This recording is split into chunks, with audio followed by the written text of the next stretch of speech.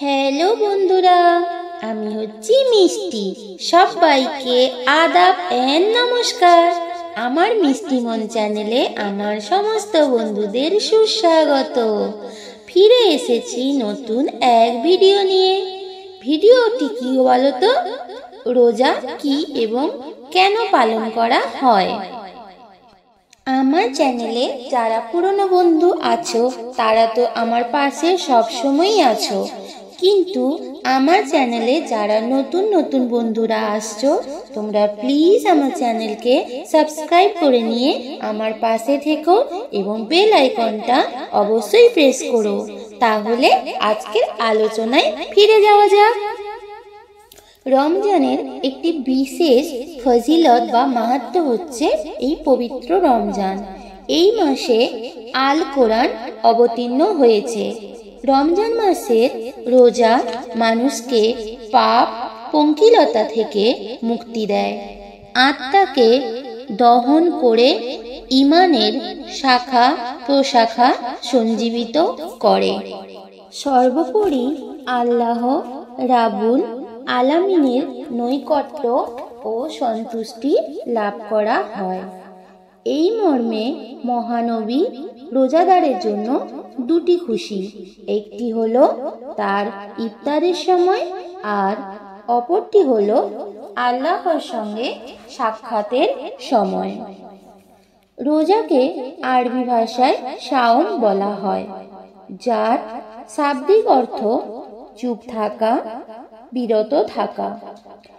ইসলামী পরিভাষায় রোজার প্রকৃত অর্থ ও মর্ম হচ্ছে নফসের খায়েশ ও আশা আকাঙ্ক্ষাকে স্বতঃপ্রণোদিত ভাবে সংযত রাখা এবং লোভ লালসা থেকে নিজের দেহ মন প্রাণকে বিরত রাখা।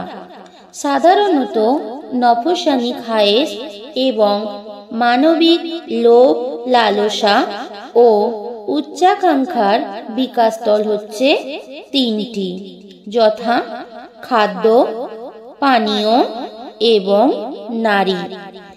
এই তিনটি উপকরণ এবং উপায় থেকে একটি নির্দিষ্ট সময় পর্যন্ত দৈহিক ও আত্মিক সম্পর্ক সংযত ও সুসংহত রাখার নামই শরিয়ত মোতাবেক রোজা। ভারতবর্ষকে ধর্ম বিকাশের সবচেয়ে পুরাতন স্থান হিসেবে গণ্য করা হয়। লক্ষ্য করলে দেখা যাবে এই ব্রত অর্থাৎ রোজা থেকে এখানকার ধর্মগুলোও বিমুক্ত ছিল না। ভারতীয় বর্ষপঞ্জিতে প্রতি মাসের 11 ও 12 তারিখে ব্রাহ্মণদের উপর একাদশীর উপবাস অপরিহার্য ছিল। এই হিসেব অনুসারে 12 মাসে সর্বমোট 24টি রোজা পাওয়া যায়। হিন্দু যোগীরা 40 দিন পর্যন্ত চিল্লা পালন করে, অর্থাৎ পানাহার বর্জন করে উপোস থাকার প্রচেষ্টা চালায়। 40তম দিন রোজা পালনকে উত্তম বলে ইসলামে মনে করা হয়।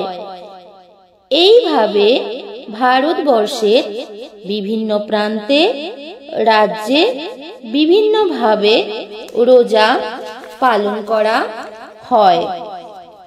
রমজানের রোজা সকল মুসলমানদের রাখা ফরজ।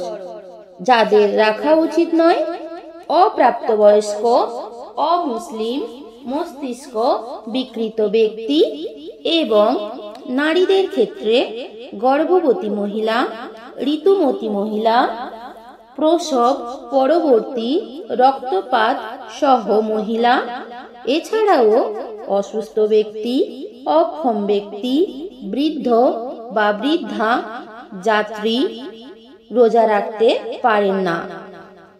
তবে প্রত্যেকটা রোজার মিস হওয়ার জন্য একজন গরিবকে খাওয়াতে পারে।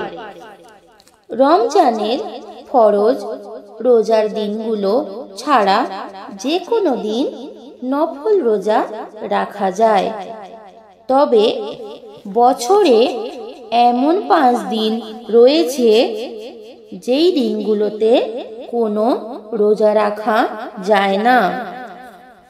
1 নম্বর হচ্ছে ঈদ উল ফিতর বা প্রথম শাওয়ালের দিন।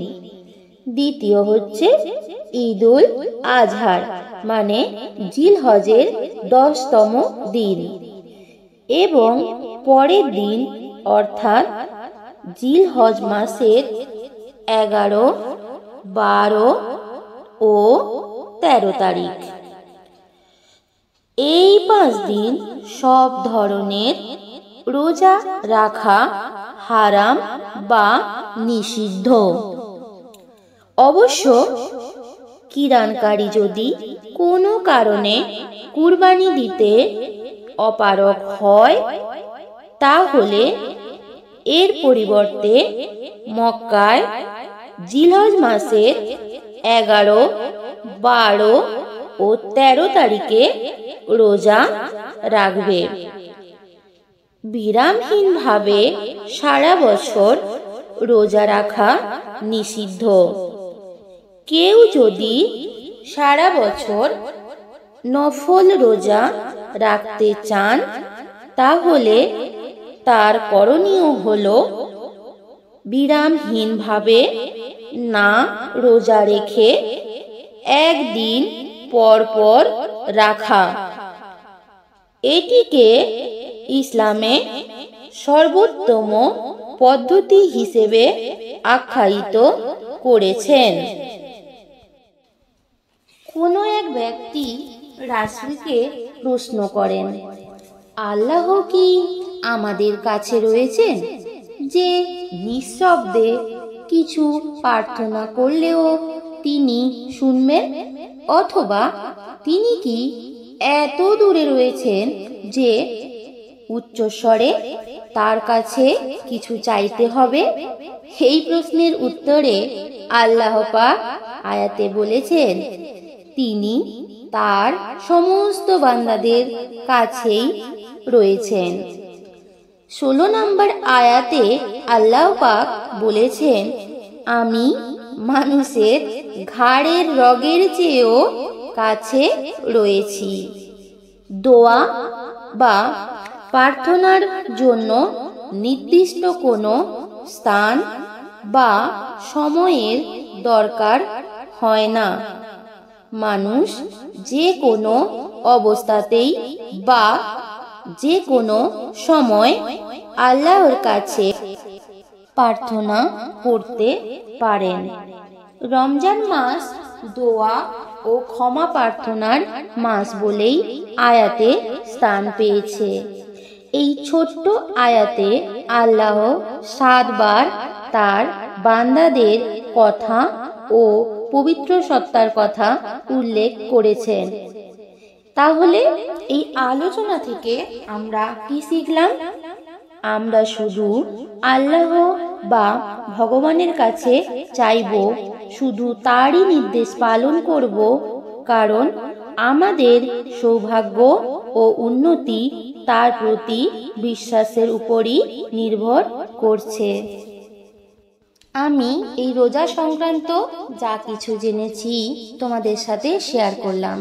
যদি কোনো ভুল থাকে তাহলে আমাকে অবশ্যই ক্ষমা করে দিও। তাহলে বন্ধুরা, আজকের মতো তোমাদের থেকে বিদায় নিলাম। ফিরে আসব নতুন কোনো ভিডিও নিয়ে।